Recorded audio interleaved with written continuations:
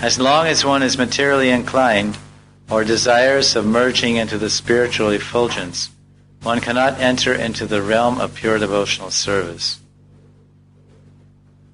So careful analysis of these verses will reveal a variety of reasons why pure bhakti, or pure devotional service, surpasses mukti, or liberation. And it will inspire the devotee to reject all desires for bhukti and mukti. So here, there's an entry here from this Nectar Devotion I was mentioning. There's a prayer by Prithu Maharaj.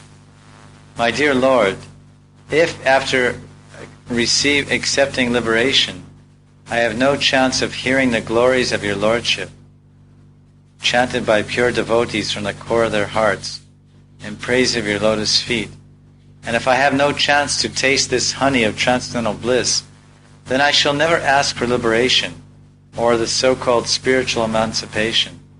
I shall simply always pray unto your Lordship that you may give me millions of tongues and millions of ears, so that I can constantly chant and hear your transcendental glories. So this is a great personality from the Bhagavatam. King Prithu. He lived millions of years ago. He was a ruler of the earth planet. So he's giving some indication. He wants millions of tongues and ears. 2 ears and 1 tongue is not enough. And what does he want to do with all those tongues and ears?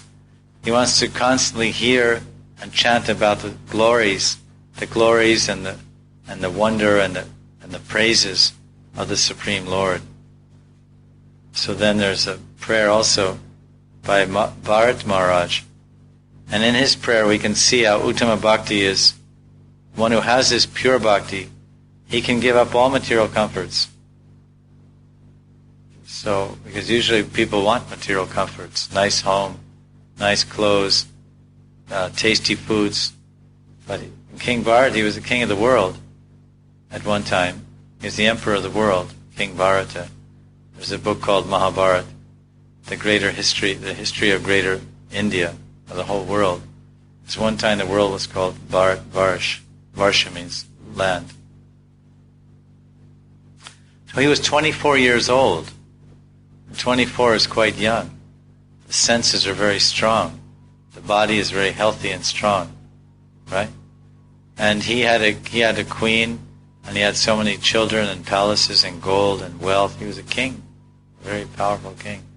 And he left everything. He walked away from everything because he had so much attraction to wanting to dedicate his entire life to serving God. The great King Bharat was so much attached to serving the feet of Krishna that he gave up the lordship over the earth planet and his affection for children, society, friends, royal opulence, and beautiful wife.